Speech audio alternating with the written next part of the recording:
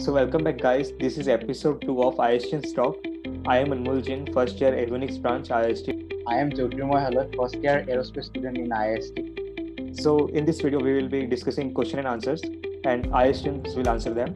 And if you have not watched the episode 1 of this video, then please watch it. So let's begin.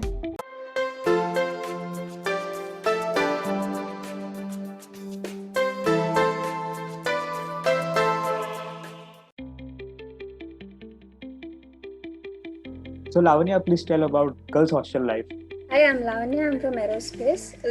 Coming to the hostel facilities, it's twin basis shared, and we are less in number, so it's very profit that there will be no rush at anywhere. Like near washing machines or washrooms, everything, and the hostels are kept very clean, and the wardens are so friendly. They make you feel comfortable very well, even though they didn't understand your language. Still, means most of the wardens speak only Malayalam, but it's okay. They are so friendly.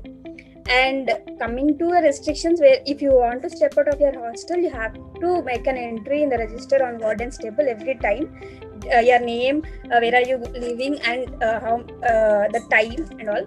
And when you return back also, you have to re-sign again that you have returned back.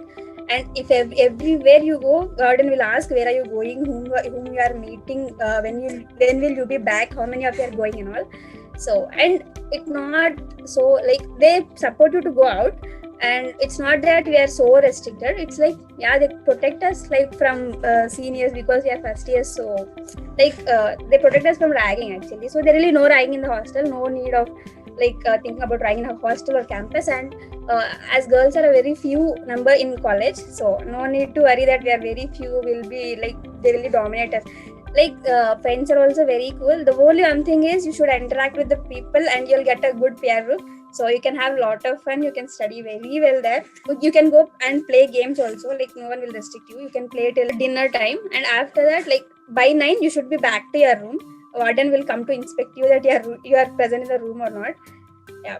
And in first years, a little more protection is given, which you may feel it's a restriction, but it's okay. And classmates are also very cool. So no need to worry about girls are very less in number and all. Okay, thank you Lavanya. So my next question to Prakhar, can you say something about the canteen facility inside the IST campus? IST में 2 canteen है and एक mess है. तो अगर canteen के बारे में बताऊं तो 2 कैंटीन्स हैं एज आई सेड. एक कैंटीन है हॉस्टल एरिया में जो कि मेन कैंटीन है, और एक कैंटीन एकेडमिक ब्लॉक में है. तो एकेडमिक ब्लॉक वाली ज़्यादा देर तक खुली नहीं रहती कैंटीन, वो केवल आफ्टरनून में खुलती है. जो कि मेन कैंटीन है हॉस्टल एरिया में, वो मॉर्निंग में अराउंड 7:38 के अराउंड खुल जाती है, और रात में 9 o'clock के अराउंड खुली रहती है.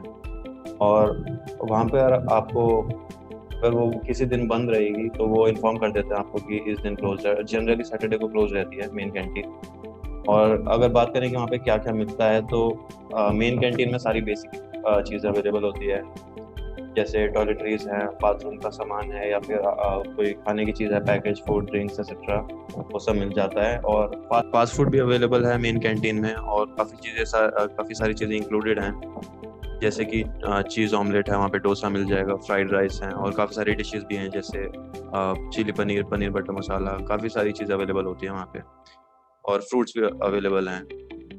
And basically that's all about canteen. अगर अब मेस पे आते हैं, मेस की बात करें तो मेस बिल्डिंग हॉस्टल एरिया से वॉकिंग डिस्टेंस पे है, एंड वेल वेंटिलेटेड मेस है और हाइजीनिक है, काफ़ी क्लीन रहती है. और अगर बात करें कि क्या क्या मिलता है मेस में, ब्रेकफास्ट की टाइमिंग्स हमारे अलग अलग होती हैं, अलग अलग बैचेस के लिए.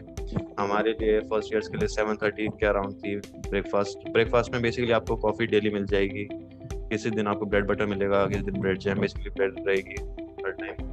और पाव भाजी, डोसा, इडियाप्पम, पराठा एक्सेट्रा, ये सब चेंज होता रहेगा डेली बेसिस पे. लंच में बेसिकली ज़्यादा वेरिएशन नहीं आता है. राइस, दही रायता, रोटी, ये सब रोज़ रहती हैं.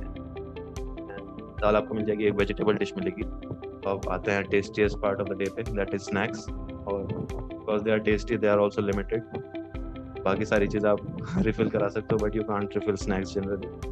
तो स्नैक्स में आपको फ्रेंच फ्राइज मिलेंगे, then fritters, Maggi, cutlet, sandwich etcetera, और भी चीज़ें. और डिनर की बात अगर करें तो डेली बेसिस पे आपको रोटी, राइस, रायता, ये सब मिल जाएगा. एंड अगर वीकली बेसिस पे बात करें तो paneer you get twice in a week and you get once in a week, and egg dish you get once or twice in a week. And also sometimes जो snacks होते हैं left over शाम के वो आपको डिनर में मिल जाते हैं, and at that time you can refill it.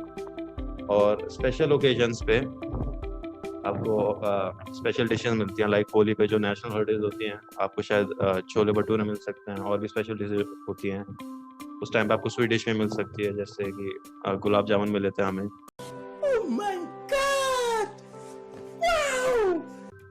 और अगर टेस्ट की बात करें तो that varies from person to person. एक नॉर्थ इंडियन के लिए मे बी शुरू में डिफिकल्ट होगा एडजस्ट करना टेस्ट के साथ, there's a quite a sweet taste common to all of them.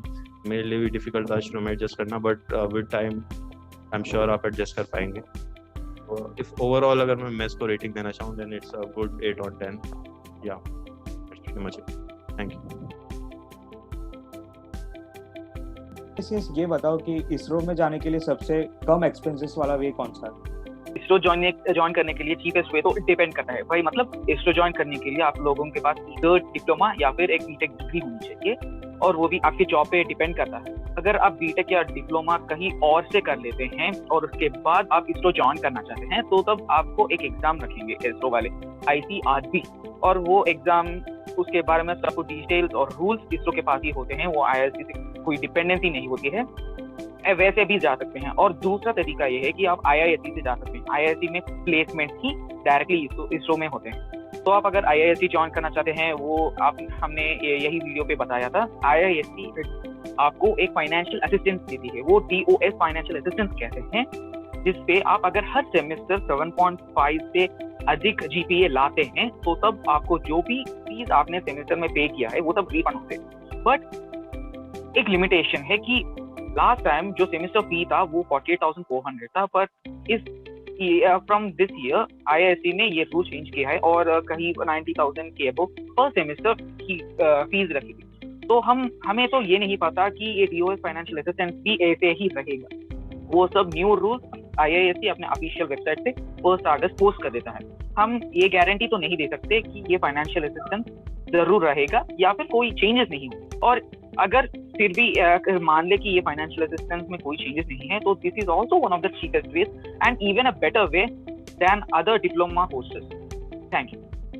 Thank you, Lavanya, Prakhar, and Ken Civil for participating in this video. And thank you guys for watching this video. If you like this video, then please subscribe to my channel, and we will be bringing more videos on this series.